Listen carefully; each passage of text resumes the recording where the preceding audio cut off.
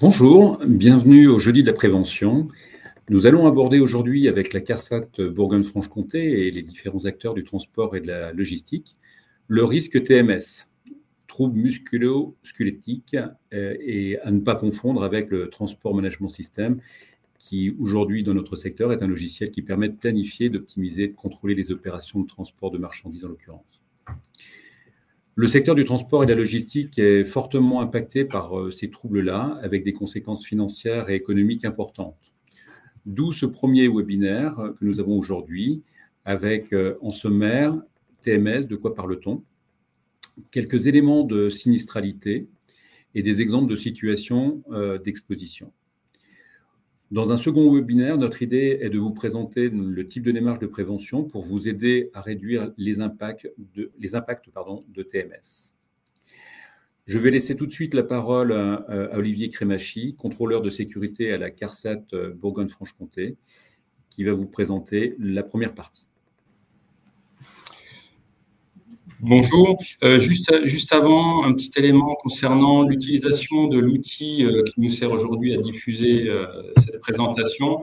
Vous avez la possibilité, donc dans la partie droite de votre écran, de poser des questions via le chat participant. Donc n'hésitez pas et puis on répondra à ces questions à la fin de l'intervention. Donc voilà, je passe quelques diapos. Voilà. Et donc, on va rentrer dans le vif du sujet avec quelques éléments de précision, j'allais dire de contexte un petit peu. Hein. Donc, on a souhaité nommer de quoi parle-t-on, puisque, comme le disait Philippe, hein, il peut y avoir aussi des faux amis hein, sur la notion de TMS. Donc là, on est bien, nous, dans le cadre des troubles musculo-squelettiques, avec des notions d'atteinte de l'appareil locomoteur. Alors, ce qu'on appelle aussi l'appareil locomoteur, en fait, c'est tout l'ensemble, quelque part, des organes qui vont nous servir à nous déplacer, à nous mouvoir dans les différentes situations. Et ces troubles musculo-squelettiques touchent principalement ce qu'on appelle les tissus mous, et notamment tout ce qui est muscles, tendons, nerfs, ainsi de suite. On a donné quelques exemples de TMS, peut-être parmi les plus connus, le canal carpien et puis les lombalgies, qui sont aussi des éléments très, très fréquents. Alors, pourquoi on est concerné ou on est impacté potentiellement par ces troubles musculo-squelettiques. En fait, bon, le corps, il est bien fait, hein, en général. Voilà, on arrive à bien se mouvoir, à bien se déplacer. Par contre, il est conçu d'une certaine façon. Et il y a des contraintes ou des surcontraintes, si je peux m'exprimer de cette façon-là, qui vont avoir des impacts et qui vont le faire dépasser ses limites quelque part initiales. Hein. Donc, ces notions ce qui est noté sur la diapo, cette notion de déséquilibre entre ce que je suis en capacité de faire et puis les sollicitations auxquelles je vais être confronté qui vont générer ces dysfonctionnements ou ce déséquilibre tel que c'est noté sur la diapo. Alors, ça n'intervient pas tout seul, hein, c'est pas une vue de l'esprit ou ça vient pas sans contrainte, et notamment, c'est tout ce qu'on va appeler les facteurs de risque hein, qui favorisent les TMS. Donc, en premier lieu, il va de soi, il y a tous les facteurs qu'on appelle biomécaniques, qui sont liés aux postures. Alors, ça peut être aussi de la posture statique, hein, prolongée, ça peut aussi poser des problèmes. Mais bon, toutes les postures contraignantes au sens large de la connotation, tout ce qui va être en lien avec les efforts, alors le port de charges lourdes, mais aussi des efforts répétés, pas forcément, par exemple de pince au niveau des doigts, pourquoi pas. Hein. Et puis voilà, toute cette notion de mouvement répété. Hein. Si je fais un mouvement une fois dans l'année, il y a peu de chances que ça ait un impact fort. En complément de ces facteurs biomécaniques, donc, qui sont peut-être ceux qui ressortent ou qui vous paraissent les plus flagrants quelque part, on va avoir tout ce qui concerne les facteurs organisationnels, donc liés là à l'organisation du travail, et notamment le rythme de travail, les délais. Voilà, si je suis pressé dans mon travail, c'est notamment le cas. Je peux prendre un exemple comme ça sur une chaîne de fabrication, pourquoi pas. Si un individu se sent pressé parce qu'il doit alimenter le poste suivant et que ça crée des contraintes, ça peut arrêter toute la ligne si on a un impact. Voilà, on va générer cette pression permanente liée à l'organisation du travail, premièrement.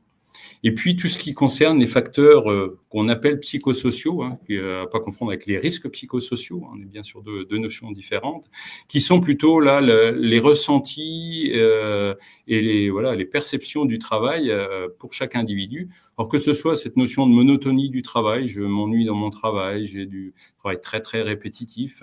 Ce qu'on a noté aussi, cette notion de manque de reconnaissance, c'est-à-dire que je me sens pas intégré quelque part dans la dimension organisationnelle de mon activité. Et puis, on l'a mis aussi pression, délai de livraison, qui peut être aussi en lien avec l'organisation du travail, et toutes ces dimensions vraiment de perception des contraintes liées au travail. Et puis, parce qu'on ne peut pas non plus le mettre de côté, hein, je l'évoquais sur la diapo précédente, hein, cette notion des contraintes par rapport à mon corps, ben, il y a tous les facteurs individuels hein, qui sont liés à ces problématiques de TMS. Bon, on a parlé notamment de la fatigue, du surpoids, pourquoi pas même des problèmes d'ordre privé hein, qui peuvent venir impacter ou en tout cas avoir une dimension impactante sur l'apparition et la survenue des troubles musculo-squelettiques. Dans cette diapo, ce qu'on a souhaité, encore une fois, c'est montrer un petit peu les conséquences pour l'individu. Dans un premier temps, on parlera après des conséquences pour l'entreprise, mais pour l'individu, avec un schéma d'évolution quelque part de l'impact de l'apparition d'un trouble musculo-squelettique, avec alors sur deux composantes hein, qui sont une composante liée au temps, parce qu'encore une fois, on va être sur des temps d'exposition plus ou moins longs, des temps d'apparition plus ou moins longs, et puis sur les conséquences corporelles hein, liées à l'individu. Et on voit que la courbe, elle démarre assez souvent, assez fréquemment, hein, par une douleur lancinante, pas forcément très pénalisante au départ, mais bon, qui commence à se mettre en place, pour aller à l'extrême, puis je reviendrai un petit peu entre les deux, pour aller à l'extrême, un handicap qui est bien présent, hein, qui est permanent même, et qui peut conduire jusqu'à une perte d'emploi ou à minima, voilà, une inaptitude, au poste de travail occupé actuellement. Et puis, on voit toutes les phases de progression. Hein, on passe, d'une gêne ponctuelle à une gêne permanente, qui a des impacts également sur sa vie privée, parce que, enfin, vie privée, vie en dehors du travail en tout cas, où ça m'empêche de dormir, voilà. Et on va rentrer dans tout ce mécanisme et jusqu'à l'apparition d'une pathologie constatée par le corps médical, et puis du traitement médical, opération ou autre prise de médicaments habituelle et récurrente. Voilà, un petit peu tout ce schéma de progression, je pense que c'est intéressant de l'avoir en tête. Hein, ça vient rarement d'un moment à l'autre. Alors, peut-être mis à part sur l'accident du travail lié à un mal de dos soudain parce que je lève une charge lourde, mais voilà, quand on est dans cette notion de trouble musculo-squelettique côté maladie, on est vraiment sur ce processus qui se met en place petit à petit. Après les conséquences pour l'individu, bien évidemment des conséquences non négligeables pour l'entreprise. Alors on a pris quelques exemples, hein, mais il y en a bien d'autres, mais peut-être parmi les plus marquants, et ils sont tous liés. L'absentéisme, hein, puisqu'une personne qui est absente au sein du travail, au sein de votre entreprise, c'est forcément une désorganisation du travail, c'est forcément un impact peut-être aussi sur votre organisation, dans le sens il faut remplacer cette personne, il va falloir réorganiser l'équipe dans laquelle elle travaille, il va y avoir une perte de qualité, une perte de productivité, ça va de soi, une perte de production même, hein, on peut aller jusque là, voilà. Dans les cas les plus extrêmes, en tout cas les plus communicants, on peut avoir aussi un impact sur l'image de marque hein, de l'entreprise. Hein, si il y a un article qui dit dans telle entreprise on a beaucoup d'arrêts de travail, pourquoi pas, hein, ça pourrait, on ne sait jamais ce qui peut se passer avec les réseaux sociaux, pourquoi pas maintenant aussi. Voilà. Et des difficultés de recruter, et on sait très bien qu'actuellement c'est aussi une dimension qui impacte énormément les entreprises.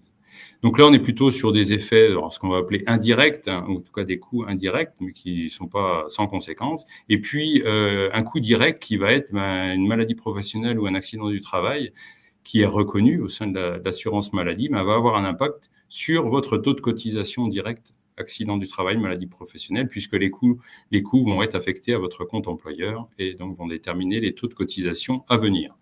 J'en profite, on vous a mis, mais on ne l'abordera pas, on ne présentera pas en annexe, le tableau des coûts moyens, si ça vous intéresse d'avoir un petit peu des notions de ce type d'impact. Quelques éléments de sinistralité, peut-être aussi pour avoir une image de où on en est dans cette démarche-là. Encore une fois, en lien, donc là, on est plutôt au niveau France, mais les chiffres, les chiffres régionaux sont assez en relation, en tout cas, avec ces proportions. On est dans les transports, dans les métiers du transport et de la logistique. On n'a pas un focus global, mais encore une fois, là, les chiffres sont assez cohérents. À peu près 90% des maladies sont des troubles musculo-squelettiques. Alors, dorsaux, on va dire, et puis liés aux membres supérieurs. Et puis, 15% des accidents du travail sont liés à des maux de dos, les lombalgies, entre autres. Donc, ce qui est loin d'être négligeable. Et puis, les conséquences financières, elles non plus ne sont pas négligeables. À peu près 73 millions d'euros de cotisations annuelles pour au total des cotisations, je crois qu'on a un peu plus de 2 milliards, mais bon, voilà, donc c'est une proportion encore une fois non négligeable. Et puis, des nombres de jours d'arrêt. Et là, on fait vraiment le lien avec l'impact sur l'entreprise, avec la désorganisation et voilà, les impacts de production au sein de l'entreprise.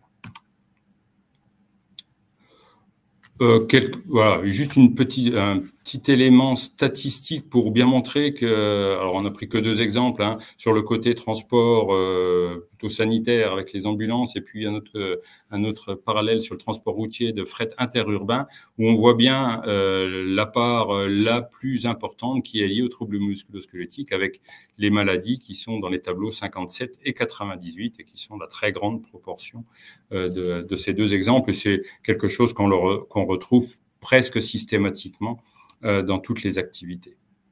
Donc, on vous a remis en dessous les définitions des types de maladies professionnelles reconnues au sein de l'assurance maladie et auxquelles on fait référence. Voilà, donc on va passer sur des exemples un petit peu plus concrets. Je vais laisser donc la parole à Émilie Boulin de l'AFT pour vous présenter ce bloc. À toi, Émilie. Merci beaucoup, Olivier. Effectivement, l'idée, c'est peut-être de reprendre quelques exemples de situations de travail qui peuvent générer des troubles musculo-squelettiques et par une approche un peu terrain, comprendre comment on peut mieux les appréhender. Donc, souvent, c'est vrai qu'on a beaucoup de facteurs, tu l'as présenté, Olivier, qui interviennent dans les TMS, mais pour une approche, on va dire, très gestuelle, on a dans le cadre des projets qui ont été menés par les transporteurs 3 axes. La répétitivité du mouvement, l'amplitude du mouvement, et puis cette notion d'effort physique qui est liée effectivement au poids manutentionné. Et c'est ce qui permet le plus facilement de comprendre et d'objectiver les situations de travail génératrices de troubles musculo-squelettiques. Donc, on vous met en tout cas en ressource un document de référence de l'INRS qui s'appelle le D6161. Alors, pour ceux qui n'ont pas l'opportunité d'aller sur le site de l'INRS, tous ces documents sont en téléchargement libre et vous permettent de monter en compétence si vous êtes vous-même amené à poser en tout cas un diagnostic sur les risques de TMS dans votre entreprise. Alors, que ce soit par l'intermédiaire du document unique ou parce que vous êtes en tout cas amené à conduire une démarche dans le cadre de programmes TMS Pro notamment, ou suite à un accident qui a généré effectivement une lésion importante au niveau des membres supérieurs ou du dos. Cet outil vous permet d'avoir en tout cas des repères en termes de poids, par exemple. On le voit sur le seuil des 25 kilos notamment, qui revient souvent dans les questions, mais quel est, en termes d'effort physique, les limites sur lesquelles le salarié ne doit pas aller, mais bien sûr, prendre en compte les distances sur le transport de la charge. On parle de mesures au-delà de 10 mètres avec des poids supérieurs à 25 kilos. Les facilités de prise, porter des cartons ou tirer des palettes, ça n'est pas la même chose. Et puis de mettre ça en perspective de tonnage journalier. On parle d'efforts de tirer-pousser sur un transpal manuel en sol en pente ou pas. En tout cas, vous pouvez vous appuyer sur cet outil si vous montez en compétence sur l'évaluation des risques, mais sachez qu'il y a quand même des ergonomes dans les services de santé au travail, par exemple, qui peuvent aussi vous accompagner pour faire ces mesures qui parfois peuvent sembler assez techniques. Donc, dans les situations de travail, c'est vrai qu'on se rend compte qu'on pense souvent au chargement, déchargement, notamment dans le transport de marchandises, mais à travers différents accidents que vous avez pu avoir sur des déchirures, des lésions, ou même parfois des chutes qui sont parallèles à ces problématiques de TMS, on voit que c'est tout un ensemble de situations de travail qui vont au quotidien venir altérer en tout cas les articulations ou le dos. Donc pour le transport de marchandises, en fonction de la spécificité de votre activité, on va avoir de l'attelage-dételage. Le béquillage, pour certaines structures, peut être assez répétitif. L'ouverture des portes, on le voit dans le frigo notamment, avec cet effet ventouse qui va amener un effort plus important, et on le voit dans certains cas, même quand les véhicules sont plus récents, les joints sont plus étanches. Voilà, il y a plein de détails comme ça que vous pouvez aller chercher. Et puis aussi l'utilisation des haillons. Dans certains cas, on le voit, le haillon, surtout sur des semi-city par exemple, est à déplier manuellement. Et on peut même parfois se rendre compte qu'il manque des barres de torsion qui vont rajouter du poids assez conséquent pour ouvrir ces haillons, déplier ces haillons. Donc voilà, en tout cas, sur la marchandise, un exemple de situations qui sont souvent remontées. Et dans la logistique, le transport, effectivement, à travers l'utilisation, la manutention de palettes, ça c'est un sujet qui est assez important en termes de sources d'accidents au niveau du dos. Après, sur d'autres activités de picking, de prise des colis à hauteur, on a des difficultés. En tout cas, excusez-moi, je suis perturbée. On a des manutentions qui peuvent être dans des zones d'atteinte qui ne sont pas recommandées. La conduite du chariot, c'est vrai que sur les autoportées, la question des vibrations est souvent mise en cause dans les douleurs de dos. Il y a des disparités entre les chariots et puis le fait de passer des plaques de quai. C'est vrai que ce sont des éléments à aller chercher pour comprendre les TMS. Et puis le filmage des palettes. Il y a plein de mesures qui sont aussi possibles pour limiter ces gestes répétitifs avec des fortes contraintes au niveau des amplitudes. Je ne sais pas s'il y a des entreprises de transport de sanitaires parmi nous. Alors là encore, la manutention et le transfert des patients reste le grand axe sur lesquels les entreprises soulèvent des problématiques de manutention.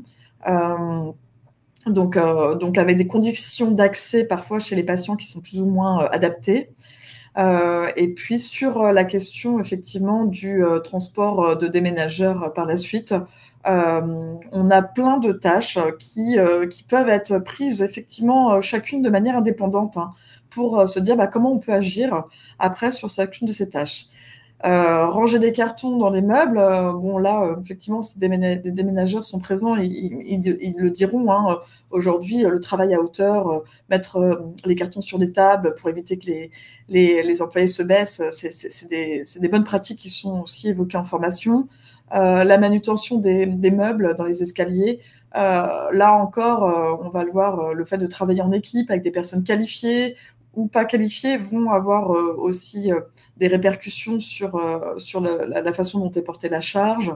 Voilà, donc ça, ce sont des points qui permettent de faire des focus sur toute une série d'activités, de tâches qui vont se cumuler au cours de la journée et finalement dégrader les conditions de santé des salariés.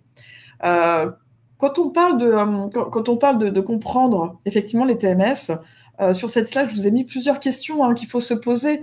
Alors, plus spécifiquement sur le chargement et déchargement de marchandises, mais la multiplicité des situations de travail fait que souvent, on ne sait pas vraiment par où commencer.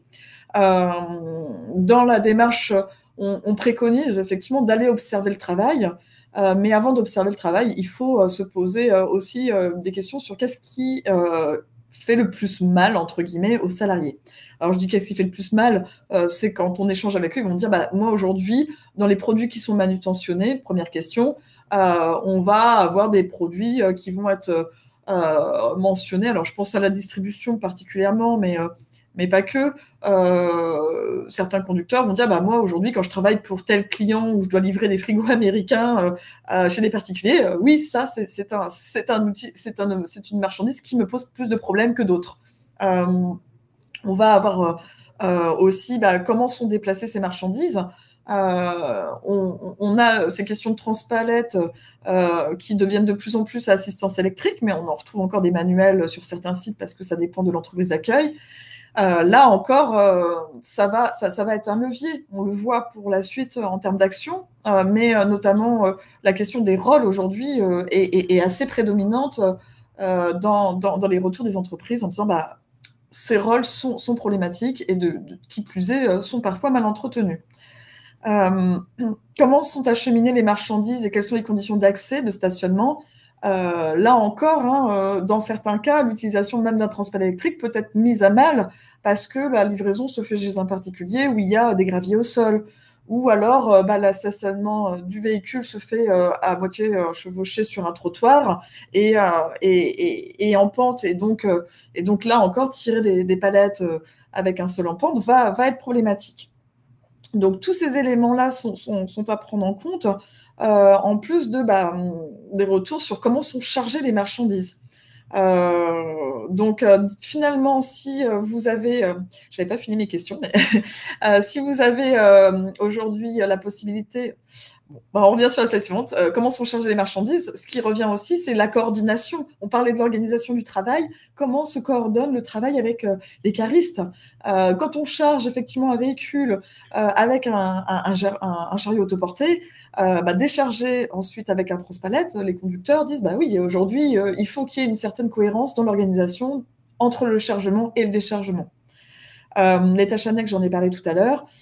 Et puis, la contrainte de temps, finalement, le stress, la précipitation vont, de manière plus macro, être à prendre en compte pour se dire, est-ce qu'on a prévu un laps de temps nécessaire pour que le conducteur puisse appréhender une problématique de stationnement parce que la place est déjà prise ou parce que, tout simplement, le temps avec la pluie fait que il va falloir appréhender la livraison de manière différente.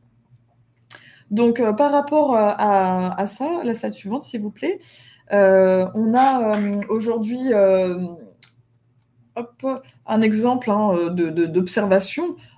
Et ce sont effectivement des personnes qu'on a formées dans les entreprises, en tout cas qui ont suivi des cursus de formation spécifiques pour monter en compétence sur la prévention.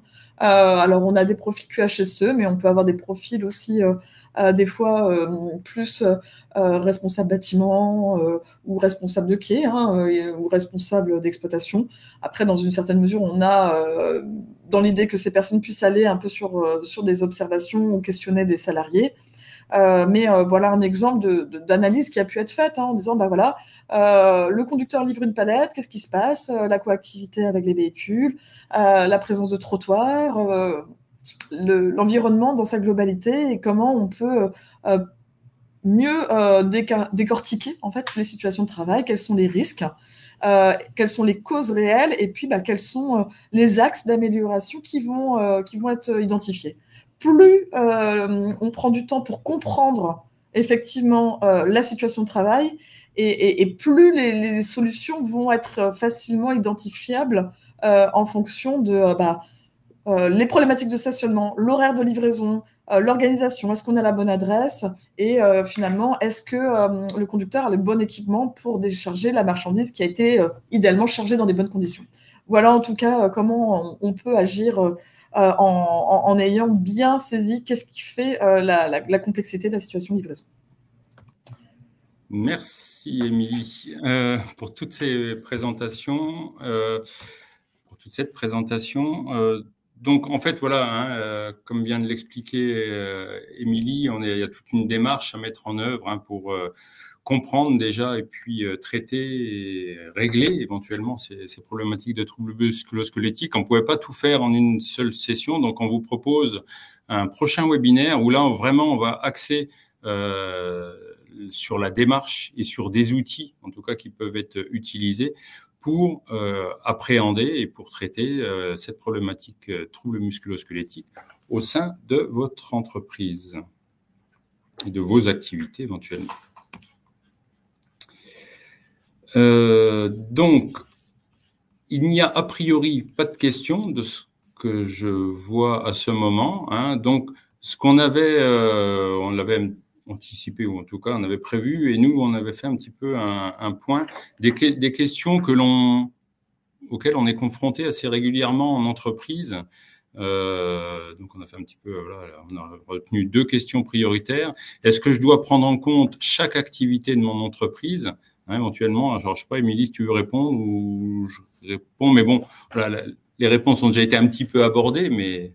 Oui, alors bah, c'est une difficulté hein, que les transporteurs ou les logisticiens posent, hein, dans une certaine mesure. Il y a tellement de situations de travail différentes, tellement de clients aussi différents, hein, et tellement de types de marchandises hein, dans les tournées qui sont organisées qu'on dit, mais attendez, comment on fait pour s'y retrouver? Parce que là, on nous demande d'aller faire des observations de situation de travail, on nous demande de faire une évaluation des risques. Et dans une certaine mesure, moi, j'invite vraiment les entreprises à engager une démarche projet où on fait participer des conducteurs. Alors, on a souvent le CSE, on peut avoir le CSE, mais on peut aussi aller chercher des conducteurs tuteurs formateurs ou faire un appel pour des conducteurs qui auraient une certaine expérience, une certaine sensibilité.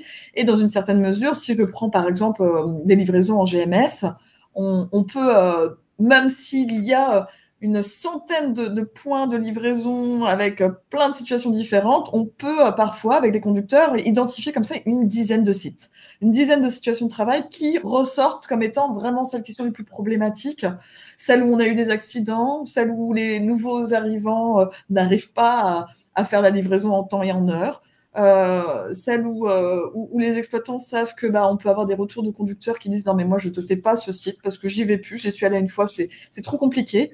Et toutes ces alertes là sont à prendre en compte pour se dire peut-être que ces situations là sont accidentogènes, les TMS en font partie, les chutes très certainement aussi, et de se dire comment on déblaye un peu déjà toute cette variabilité pour ne sélectionner que certaines situations qui sont vraiment source de contraintes fortes. Merci.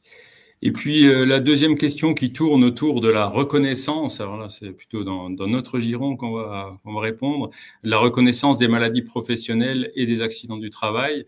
Alors, comme je l'ai présenté sur une des diapos, hein, les maladies professionnelles sont encadrées par une réglementation. Il y a des tableaux de maladies professionnelles. Tout n'est pas reconnu. Voilà, il y a des règles de reconnaissance, que ce soit lié au type d'activité, que ce soit lié au temps d'exposition, que ce soit lié éventuellement avec des critères de durée d'exposition. Voilà, donc toute cette reconnaissance de maladie professionnelle est encadrée et donc soumise au respect des tableaux pour aller jusqu'à la reconnaissance de la maladie professionnelle. Encore une fois, là, je parle de façon très macro. On ne va pas rentrer dans le détail, il y a plein de cas différents. Pour les accidents du travail, schéma un peu plus classique, hein, c'est-à-dire voilà, il y a un accident, vous faites une déclaration d'accident du travail, et puis sur la base des éléments fournis et éventuellement des contestations écrites fournies également, il y a reconnaissance ou pas. Donc ces reconnaissances sont faites par les caisses primaires d'assurance maladie. Je vous invite, puisqu'on avait déjà abordé un petit peu ce sujet lors du précédent webinaire, qui était sur l'analyse des accidents du travail. Il y avait eu aussi ces notions-là qui étaient apparues. Donc, il n'y a pas de souci, vous pouvez vous replonger. Le replay est à disposition. Et puis, voilà un petit peu le type d'informations que l'on peut vous donner. Je vérifie, mais a priori, il n'y a toujours pas de questions. Donc, j'espère en tout cas, qu'on vous a apporté un premier niveau de réponse. Alors peut-être pas pour toutes les entreprises, parce que je pense que les interlocuteurs, certains avaient en tout cas des connaissances déjà significatives dans ce domaine, mais je pense que ça nous a semblé utile de repartir sur les bases communes pour pouvoir parler vraiment prévention dans un deuxième temps. Et encore une fois, donc le second webinaire, lui sera vraiment consacré à cette problématique de prise en charge, de démarche de prévention au sens noble du terme.